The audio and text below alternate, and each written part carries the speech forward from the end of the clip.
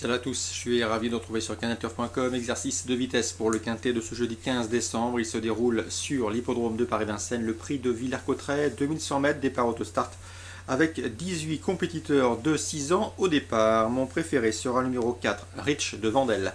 On le connaît bien, il a fait sensation dans les courses réservées aux drivers amateurs, notamment associé à son propriétaire Pascal Garot.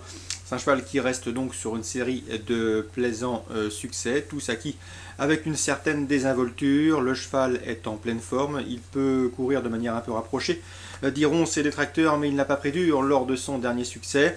Philippe Allaire, son entraîneur, s'attache les services du très en forme Dominique Lochneux, un numéro correct derrière la voiture, numéro 4 en première ligne. À mon avis, il semble en mesure de faire aussi bien dans le clan des professionnels.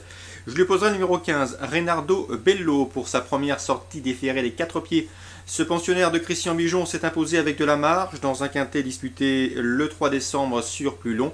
Le raccourcissement n'aurait pas lui posé de problème. Seul son numéro en deuxième ligne derrière la voiture peut l'empêcher de confirmer. J'ai également retenu le numéro 2, Linette Horse, présenté par Pippo Gubellini, qui s'assiera d'ailleurs à son sulky. Une jument qui reste sur une série de bons résultats en Italie et qui débarque ici en France avec de sérieuses prétentions. Ensuite, le numéro 16, Raja de l'Abbaye. Ce n'est pas une base de jeu car le cheval demeure quelque peu délicat. Il est également, à mon avis, meilleur sur des parcours de plus longue haleine, mais en classe pure, il a largement les moyens d'un lot comme celui-ci. Donc si Jos Verbeek parvient à le dompter, attention à lui, il pourrait bien jouer un premier rôle. Attention également au numéro 12, Rambo Simbar. Il vient de s'imposer dans un quintet, malheureusement pour lui et pour son entourage. Les commissaires en ont décidé autrement, le disqualifiant après enquête. Il aura à cœur de remettre les pendules à l'heure, même si cette fois-ci la chose se complique avec un numéro 12 en deuxième ligne derrière les ailes de la voiture.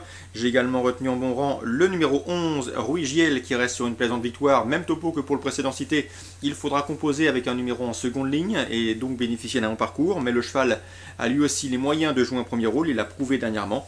Le numéro 7, Réal du Fruitier, c'est un cheval confirmé, régulier en pareille société, comme en attestent ses derniers classements. Confié à Tony de Belair, il doit terminer dans le quintet gagnant si ça se passe bien. Petit mot également sur le 14, Raja Goussery, un cheval qui a des titres à faire valoir en semblable compagnie, la drive d'Éric Raffin pour l'entraînement Jean-Michel Baudouin. À ce titre, ce cheval mérite également une certaine attention. Résumé chiffré pour cette épreuve, 4, 15, 2, 16, 12, 11, 7 et 14.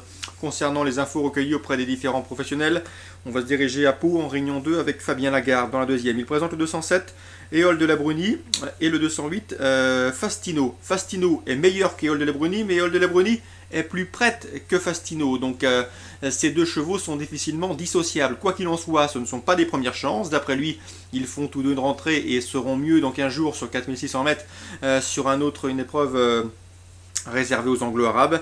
D'après lui, ces deux chevaux courent davantage pour une 3e, 4e place, car on est d'accord, le 205 Manganour, un irréprochable en semblable société et collectionneur de succès, et le 206 Nabucco de Bréjou, qui vient de terminer dans son sillage à Anguin, s'annonce redoutable dans cette épreuve. Donc le 205 Manganour, je le pense comme être le cheval de la course. Le 206 Nabucco de Bréjou, son principal opposant, donc avis aux amateurs de jeux simples et de jeux couplés gagnants placés. Dans la troisième, je sais que Jean-Luc Guillochon estime un peu le 302 Turban des Reins. C'est un cheval estimé, malheureusement il a chuté pour ses débuts en haie, c'était sur l'hippodrome de Fontainebleau, il faut le racheter. C'est un cheval de qualité et Jean-Luc Guillochon en escompte un bon meeting, mais à mon avis dans cette épreuve il y a un os, et l'os se nomme le 312 Torrens, c'est de lui qu'il s'agit. Il possède de loin les meilleures références en plat, il débute sur les obstacles avec l'ambition de faire aussi bien, mais en classe pure c'est à mon avis le cheval à battre aussi.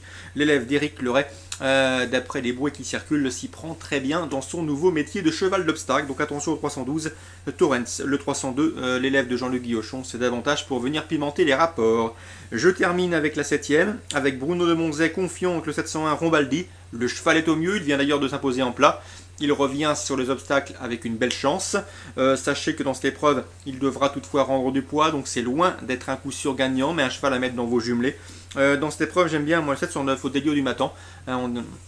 La dernière fois, il s'est classé honorable 4e, il retrouve une piste qui sera davantage à sa convenance. Le cheval possède les meilleurs titres dans cette épreuve, en tout cas il fait partie des meilleures chances théoriques de cette compétition. Nul doute que ce protégé de Guy Chérel a les moyens de jouer un tout premier rôle dans cette 7e course en réunion 2 à Pau. Donc le 709, Odélio du Matan, première chance théorique. Le 701, Bruno de Monzet est confiant, mais attention, il est chargé.